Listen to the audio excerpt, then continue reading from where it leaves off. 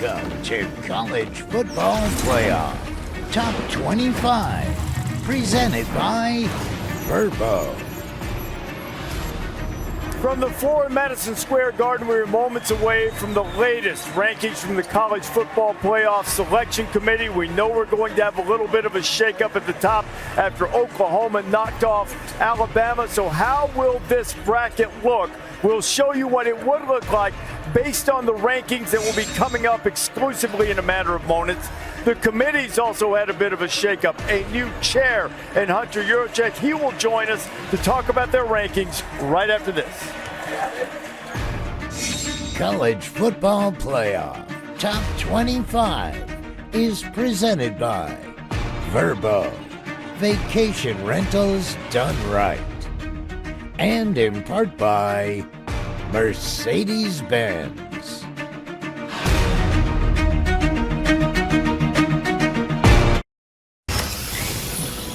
Welcome back to College Football Playoff Top 25, presented by Verbo. An abbreviated rankings revealed tonight. Reese Davis, Joey Galloway, and Greg McElroy. Duke and Kansas coming up as soon as we're finished. So, it's going to be a new College Football Playoff Top 25 rankings coming up in a matter of moments. What are you expecting? What are you most looking forward to? I'm looking forward to seeing number 20, 21, 22, 24, and 25 all lost. I've been looking for the little guy. USF was the only Group of 5 ranked team, and they actually lost also. So if the Group of 5 doesn't get into that last 5 spots, Reese, I don't know when they ever will. Yeah, it's the G5 race like is wild. Everybody lost. I'm glad you're taking up for Booger. Booger taught you not here. Yeah, I'm looking for the little guy. I like it. It's about 7 to 10 right now. We know what the top 6 is going to look like. It's very likely. We know exactly what we can probably tell you 1 through 6 exactly what they're going to be. 7 through 10. We know what the 4 teams are likely to be. What's the order? Between Alabama, Oklahoma, Oregon, and Notre Dame. Probably saying, why does it matter? They're all in the field because the difference between 7 and 8 at home in the first round versus 9 and 10 who have to go to those teams 7 and 8 in the first round of the playoffs. And also, I'm looking to see how close Miami is to Notre Dame and whether head-to-head eventually will come into play. So, as a reminder, this is how the playoff works. 12 teams in. The 5 highest-ranked conference champions. It does not matter which conference you come from. 5 highest ranked, then the next 7 highest ranked teams. As Greg alluded to, top 4 get byes, and then 5 through 8 will get to play at home. So the selection committee had a little bit of a change. Hunter Yurachek is now the chair. Mac Rhodes stepping down. They also added Mark Harlan from Utah, the AD. So they have 12 members voting, and now we get to see them when you do. College Football Playoff Top 25 presented by Verbo. This is 25 through 21. So, Tulane, out of the American, is number 24. Presume they're going to be the highest ranked team out of the group of 5. They still have to win the American Championship in order to get in. Illinois back in the field along with Missouri. Let's look at the next group of 5. Number 20. The Tennessee Volunteers. Now, Virginia's 9-2. Virginia has a great opportunity to play in the ACC championship game against Georgia Tech. ACC trying to hold one of those spots. Yeah, Virginia had a big win this weekend against Duke on the road. Duke now knocked out of it. The ACC is still wide open. There's still no clean-cut path for anyone to get in, but it looks like right now Virginia, Georgia Tech are the best chances to play. It also tells us right here, we had kind of wondered, can Texas still get in as a 3-loss team given the strength of schedule and who they lost to? With a 7-spot drop, it's not looking like they're going to have enough firepower to possibly get into the top 12 as an at-large, even though that last game against Texas A&M, a win against them, top 3 opponents still probably won't be enough to get them in the field. And remember, Greg, as far as getting to the field at the at-large, you probably have to get to number 10. Texas' problem is not number of losses, it's how they've played. And they're sitting there at number 17. Let's go to number 15.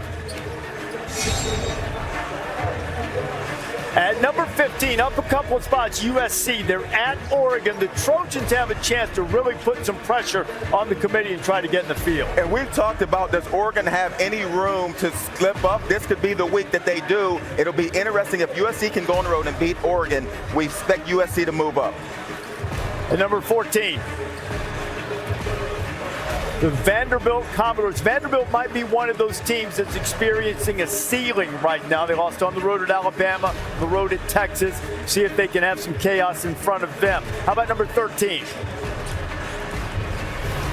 There is Miami.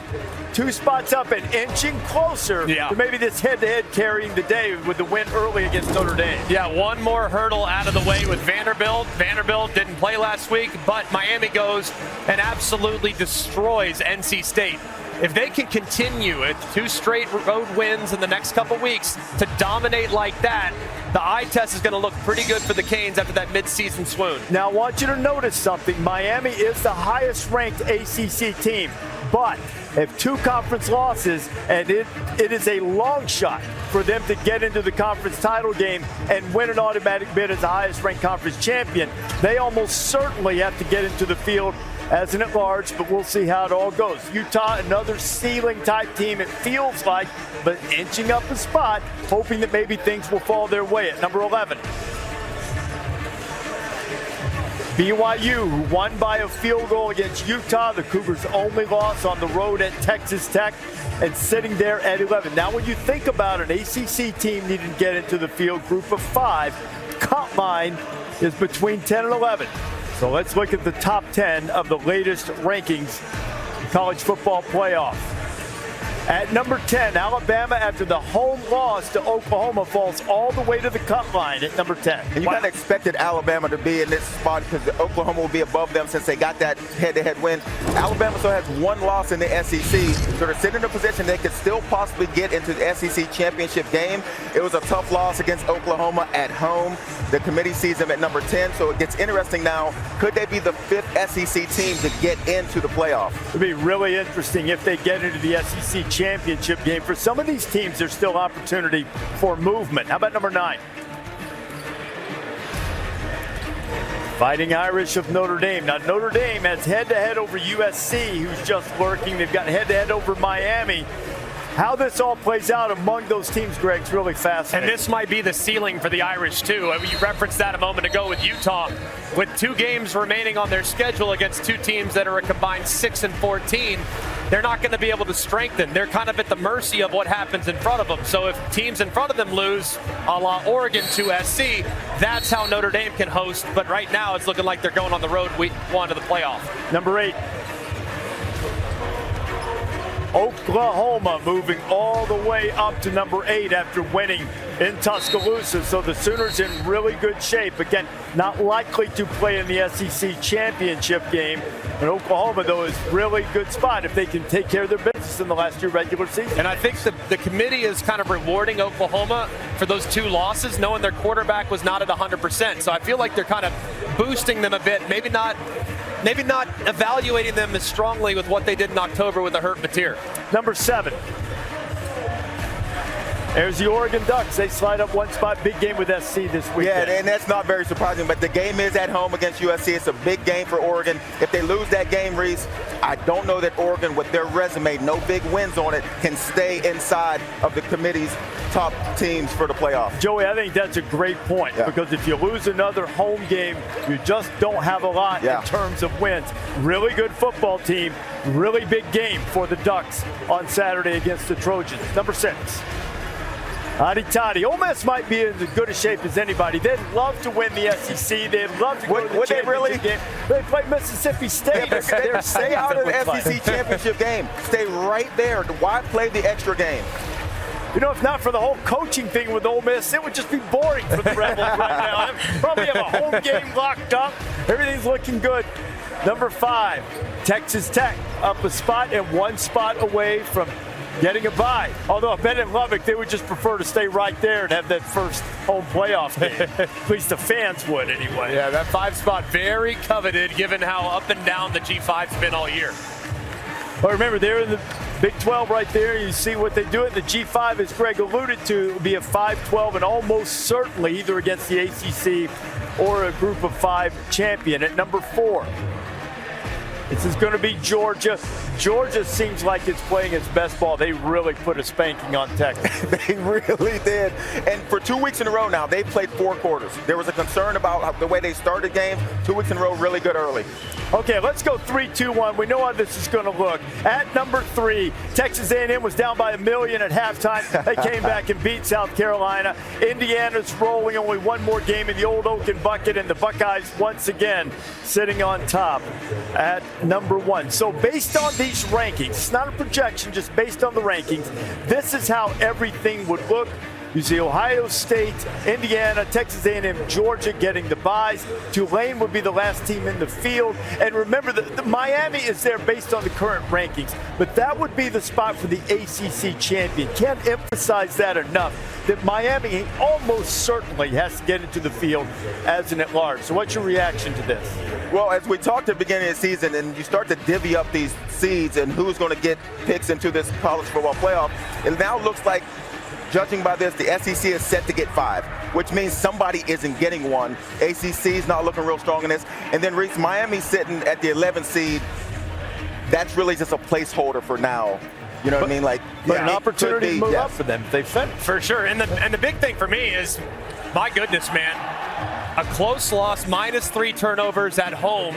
You lose by 2, you miss a field goal, and you drop 6 spots. So the precedent now, with what they just did to Alabama, if you're Oregon, if you're a team that messes around, if you're Ole Miss, you better win out. I mean, you don't want to take any chances because of 6 slots slide from the 6th spot or the 7th spot would have you out of the field, and the committee just did it to Bama, so they'll do it to you. You know, that's it's really interesting too. They make you stack them up in order. My guess is that you go 6 through 10, and it's really close. That's my guess anyway. All right, it's time to take a look at our team spotlight presented by Verbo, and making its way into the rankings, the Tulane Green Wave of John Sumrall. They're 8-2, strength of records 25th. They have 3 solid wins. They had a loss in which they got handled quite easily by Ole Miss, but they could win the American. They would get into the field. We are joined by the new chair of the College Football Playoff Selection Committee, Hunter Yurachek, Arkansas AD, and now serving as the chair. Hunter, I wanted to let's talk first. Miami, based on the rankings, will be in the field. We know they have to win the ACC to get in.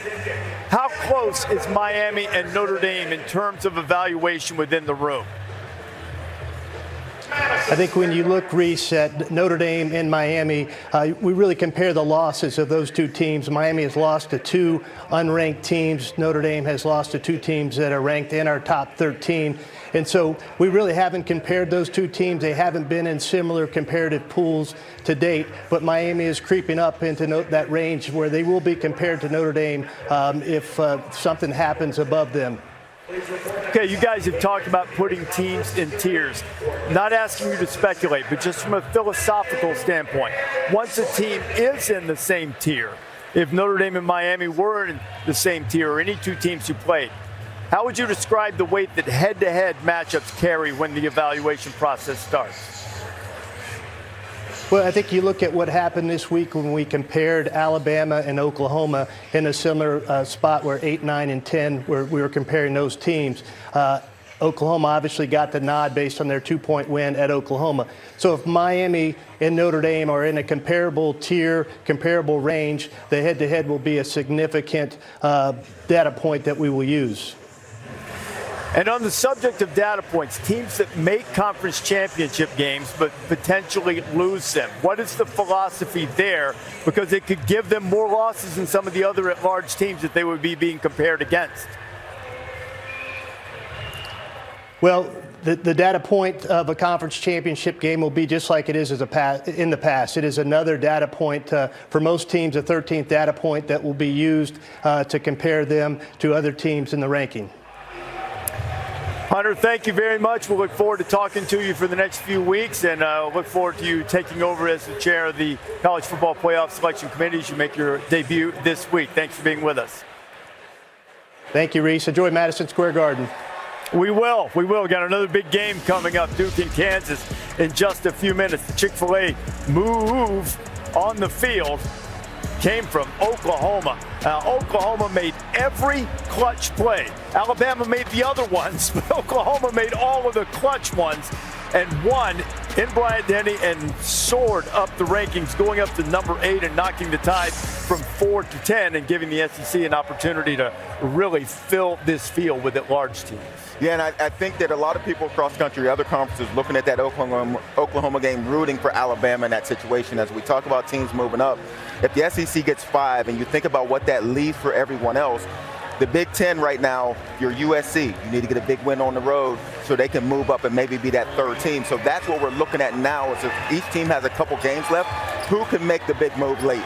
Yeah, and a lot of teams, they really can't control what's left. For example, Miami, desperate to try to find a way into the conversation, into that pool of comparison with Notre Dame. And yet, Pitt, the strongest team remaining on their schedule, gets hammered by the Notre Dame team that they're currently being measured against. So now you have a point of comparison. Well, if Miami looks at the Notre Dame Pitt game, well, we now have to beat Pitt by 40. And because Notre Dame to knock off Georgia Tech. Exactly, and for Pitt to knock off Georgia Tech. So there's a lot of things here. I think the most interesting aspect of how we're going to evaluate these teams going forward. If you make your conference championship game, for example, let's use Alabama for example. Alabama beats Auburn, punches their ticket to the SEC. They can only strengthen their resume, I think, on Conference Championship Saturday. They can't be penalized for having to play against a team. If you get blown out. If you get blown out, you could. So that, I think, will be 100%. But that's, I think, a very interesting conversation to start having, because if those teams are playing a title game and they're sitting at 10, you might be in a pretty tricky spot in the event that you don't win that game. And that was a good question, and I don't know that people understood. Like, if you play in that championship game, like, say you're Utah, you're watching BYU play Texas Tech. If BYU loses that game, it's not going to bump you down below Utah because they still have the head-to-head. So now it's an extra point. You know we actually should point this out. That's not a rule. It's not. I mean, it's not a guarantee. Yeah. It's just what our evaluation it's the way they're should looking be, at it. and it is likely the indication from the committee, likely how they will look at it. But you rightly pointed out the extenuating circumstances if you go to that championship game and get housed. And that might change the calculus just a little bit. This guy can change the math in a hurry. Cameron Boozer about to lead the Blue Devils against Kansas. It's coming up next from Madison Square Garden. College Football Playoff Top 25 is presented by Verbo. Vacation rentals done right.